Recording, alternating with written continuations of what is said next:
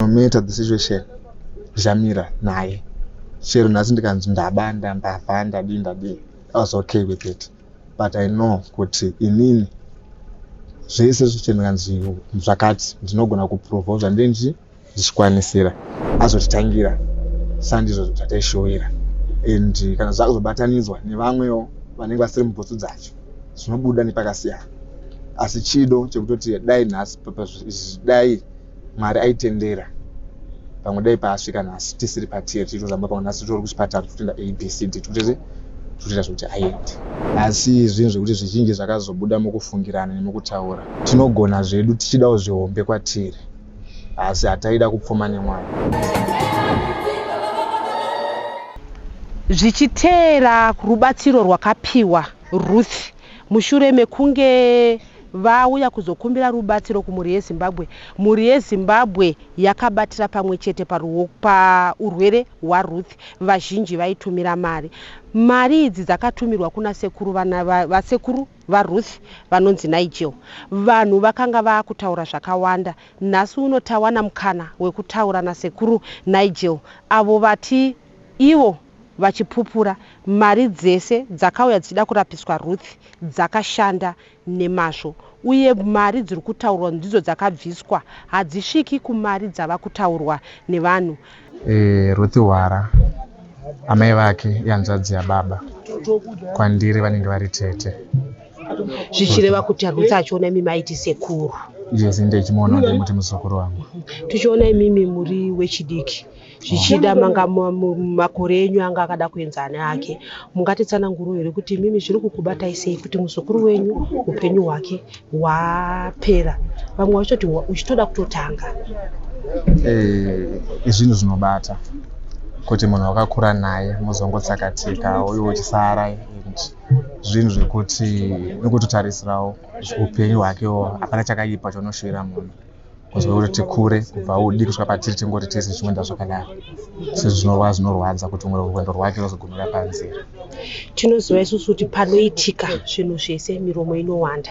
Iko zvinoizvi tinoona kuti pamasocial media pakatenderera nyaya dzakawanda wanda. Vamwe vachiti pabuda mari yakati, mari haina kufamba nemazvo, pachibuda kunyangwe nemazita evanhu ainzi uyu ndiye anenge akashandisa mari yake, mari yakanga ichitumirwa munhu kuti arapwe. Imimi sasekuru makawana mukana here wekuziya mafambiro aiita mari kana kuti zvichida pane imwe yakapinda mumaoko enyu? Tichara mamiriro emari. Ruth akarwara. Vakatibatsira kuricha out kumhuri yeZimbabwe. Zveshuwa mari dzakaungana dzaipinda nenzira dzakasiyana siyana dzinosanganisira maEco Cash, maInbucks, mukuru, maWorld Remit nemaRemitly zvakangosiyana siyana. Zveshuwa ndinewo mari dzaiuya kwandiriwo dzemafoni. Ipapo ndinobva pari padzimwe mari dzaiuya dzaingotransferwa semunhu wakanga tagara pasi pakarongwa zvekuti vazoenda kumhuri yeZimbabwe vachiti tibatsire tiwane mari. Mwana akanga ari panguva yakaoma and iye ainge vairi namai vacho. Inini sakabva toti sekuru tinokumbirawo kuti tikwanisa kutibatsirawo nemadetails enyu akati no inini pari zvino ndese ndiripo. Zveshuwa mari yaipinda ndichinotora tichitoita zvekuti zvekuchipatara zviita sei zvifambe. Sezvisinewo zvizhinji zvakataurika pasocial media handina kuwana simba rekutaura zvimwe zvacho kana kupindura nekuti zvizhinji zvaivapo zvaiva nyaya dzandisina upopu nazvo. Saka handina chandakakwanisa kutaura asi ndakangogamuchira sezvazvirongotaurwa ndikati inini ndikaindite nepandinokwanisa kuti muzukuru wangu anoziva ndini nemuzukuru wangu kana kuti pamwoyo pangu ndinoziva ndoshira nemuzukuru wangu handito mushiro chakanaka. Zvichireva here kuti imimi ndini sekuru Nigel? Zita rangu ndiNigel Makono, sekuru waRuth. Ndine mari pese pamaflyer, namba dziripo, namba dzangu dzese dziripo dzese zvacho. Zvichireva kuti izita renyu here imimi rasvibiswa riri kunzi imimi ndimi makashandisa mari zvisiri izvo? Hongu, inogona kunge rakasvibiswa asi inini handisi pakutsvaga mbiri kana kutsvaga chii. Zvizhinji zvakataurika zvagara kuita zvakanaka vanhu vanongotaura, kuti chinhu chakashata vanhu vanongotaura, asi ndanga ndisine nezvimwe zvese zvingava zvinobva kuvanhu. Ndaingotedzerawo ndichingorovavarirawo kuti muzukuru nepandinokwanisa ndinge tiri pamwe chete tichibatirana pandinenge ndiripo. Zvichida vanhu vakateerera vanoda kuziva kuti urwere hwaRuth airapika sei, nekuti vanhu pamwe vaifunga kuti ainge akangomirira kuti achangotorwa achienda kuIndia, asi mimi munoziva zvaiitika muupenyu hwake zuva nezuva, kwaaienda, marapirwo aiitwa. Zvichida ndokwaibudazve dzimwe mari dzichienda ikoko. Ndinotenda ndizvo chaizvo chaizvo. Ruth akarwara, atakaita makore achirwara dzinge 2 years asati awana rubatsiro. I think early April ndo patakadairwawo nemhuri yeZimbabwe. I think even mari ndakawana between 3 and 4 April ndo mazuva ndisiri kukanganisa chichazodzoka kumastatements angu chino madzaipinda sei. Zveshuwa mari dzakauya, tatowanawo mari, ndo mari dzataishandisa kurapisa Ruth. Patingaenda kumhuri yeZimbabwe tichikumbira mari, tanga takumbira neshoko rekuti Ruth aitwe kidney transplant. So nekuda isusu panguva yayo zvakataurwa takazva zvekuzoudzwa kuti zviro zvakataurwa kuchipatara kwaRuth ichi zvabvangotora shoko sezvariri. Saka sevanhu vavekutiwo mari panga pasina, taingoitawo zvimwe zvazve. Pamari dzatakawana dzakatanga kuya dzacho dzemazuva ayo ndo patakatanga kutofambirawo nyaya dzekuti arapwe. Vachibva vaanzi aitwe matests anofanira kuti aitwe, achibva aitwa maeko kana sukanga zvemazita zvimwe zvainogona kukanganisa mukutaura. Achibva aitwa matests akaitwa, pachibva panzi Ruth yezvetransplant zvekidney ndo yake chanisi chirwere chake. Asi zvataona pari zvino moyo wake hausisina kuita zvakanaka, hanisiri kukanganisa kuti moyo wake hausisina kuita zvakanaka because wapa 22. Saka inyaya yekuti isusu ruzivo nezvekwanisa vanhu kuIndia tinenge tisina, tiri mashure kana zviremba chitindwa notozo apa itaiso apa itaiso.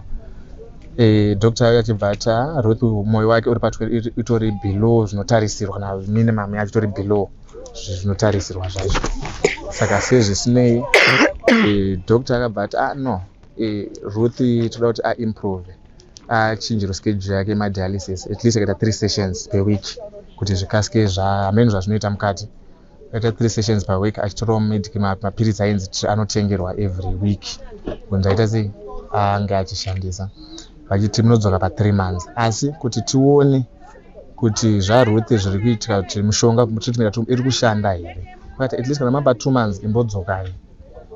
Zvesho takaita sekudaro 3 months dzaRuth patakaenda matest taifanira kukwana August uno, asi end of June early July akanawo matest. Akaitwa futi ayo matest akaitwa hati achibva aimprove zvokuti takatoti kuzosvika August wechi3 pamwedzi wechi3 tichaitotarisira kuti ichangaita sei yasimuka kubva yakabva pa22 chinzaenda pa33 here, handisi kukanganisa zvangu mapercentage. So zvadaro atwa kutofara kuti Ruth at least zviri kuita. Saka sezvisinei tatoti hati yaRuth rega tishinge nemamedication aita.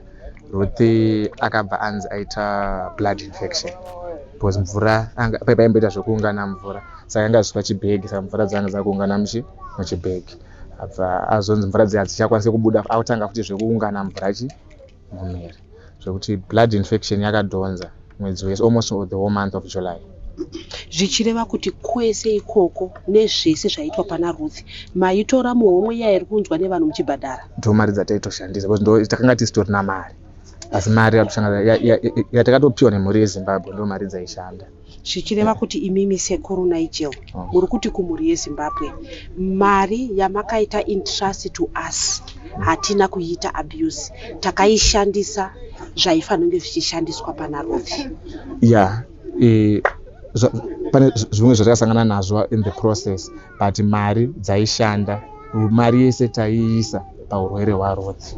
Zvese pakanzi pane chakati inhau yekuti nebasa rangu ndinongoitawo zvemotikari, pamwe pacho ndaigona ndiripo kana pamwe pacho ndaigona ndiri kure, asi pavaitaura kuti parudiwa mari yakati kana ndichikwanisa panguva ndaizoti chete pandiri kandiite makozi angu emari kuHarare kana kanditi ndingave pamurichi nemari, handina kumbobvira ndamboita issue neizvozvo.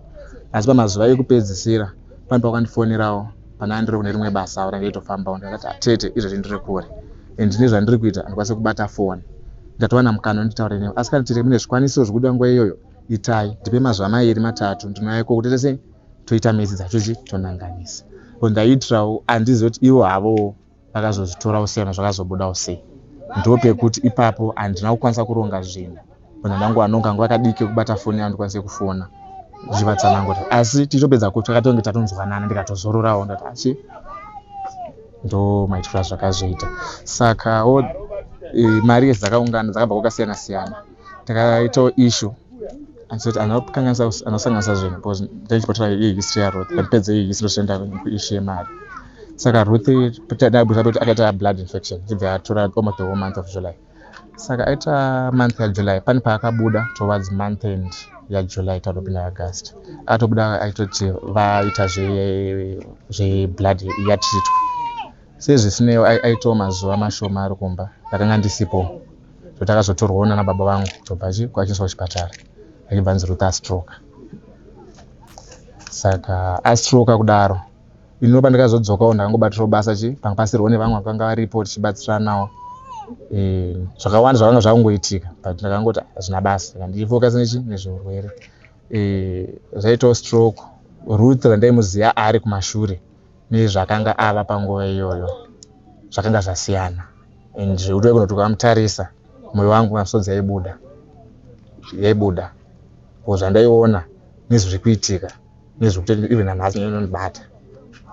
So sezvine musi wekupedzisira Ruth dokta vakauya vachibva vati aita ari ropa raklota mumusoro. Nenguva vakazvitaura hazvina kutora nguva kuti akabva atisiya. Ndo mamiriro azvakaita paurwere hwaRuth zvekuti even tesi yaifana kuitwa August hainakwanisa kuitika. Ndo zvakaitika pana Ruth. Then tiri kunyaya dzemari. Indaitaura kuti mari tine mari dzaswa kuma EcoCash, pane mari dzaswa kuma bank, poita mari dzaiya kuma inbox machichi yandete. Saka mari dziya zveshuwa dzakauya dzaipinda maoko angu and I was responsible for mari iyoyo. Takangoita urombo munyama I can say. Ruth achitanga I think between 3 na 4 pakaraiswa mari inokwanika 13,000 EcoCash. Sezvisinewo takatrusta like takati pa Econet shop ndo time yekuti mari yauya. There's no time yekuti tiwaste unafuna kuti arapwe. Tibvunira pa Econet wonaka like ndakangoona Econet shop yakagara pa nearby nekuti kumba kwedu kwana Ruth nechinhu kuzoti chiro zvakaita sei ikanokuda mari yadzaisa zitorwe chibudisira munhu mari.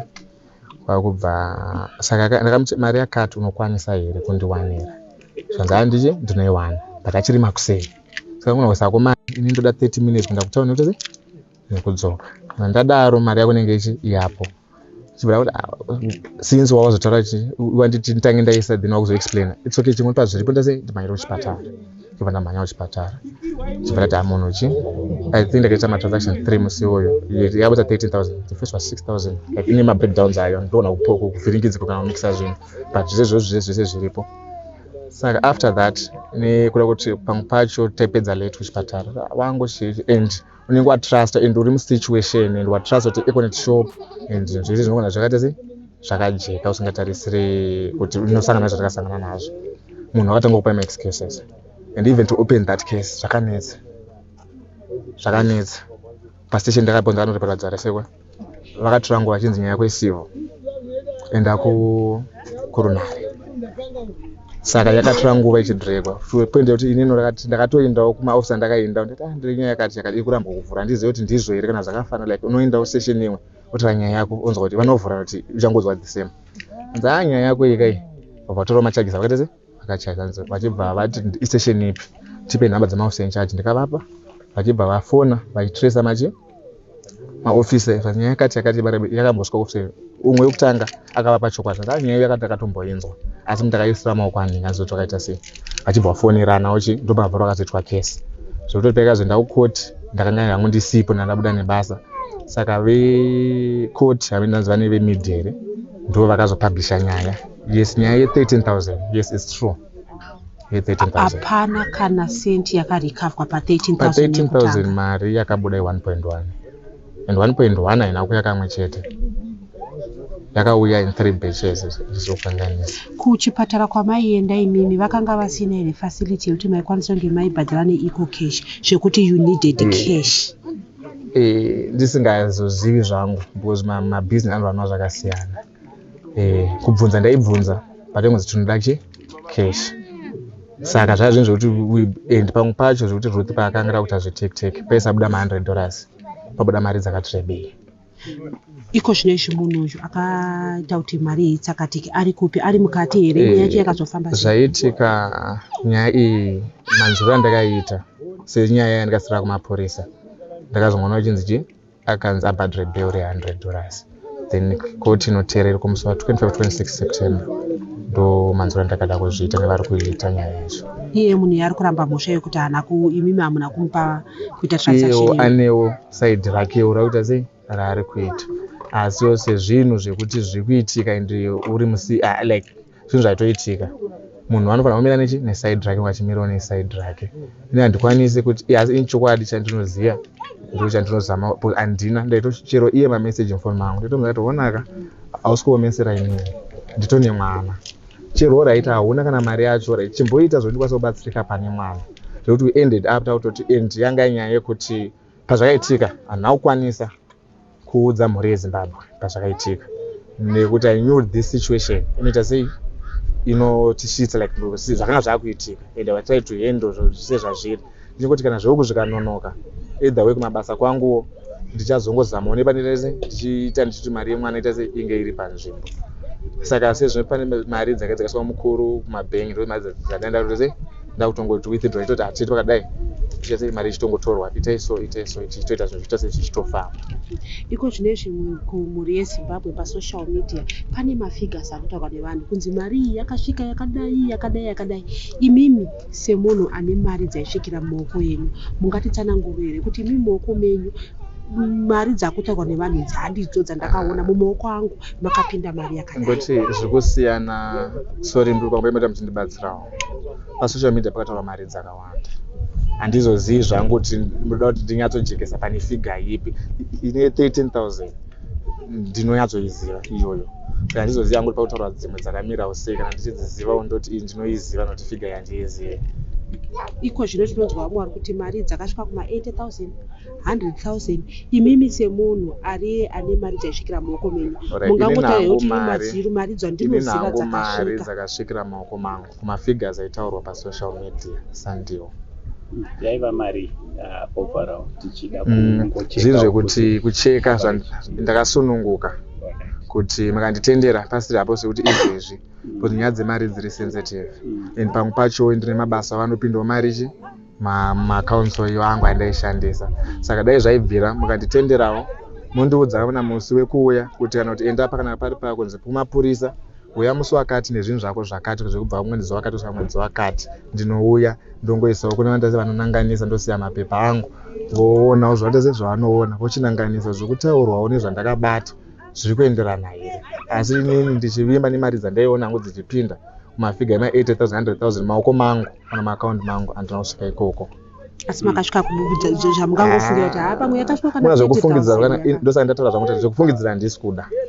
Ndosaka ndati kana mukachinitendera ndinogona kuzoti kana paine kwandinogona kuenda ndoti mastatement angu kana kuti sunungukai ndiudze mastatement kudai kubva musi kusvika musi I'm okay nazvo ndoprezera then woita meti dzavo tochiona kuti zvokutaurwa nezvandinazvo zvakapindawo mumaoko mangu zviri kuenderana because mukutaura ndogona kupost chekata $1 unonzi watoba $1 kuita nyaya hombe.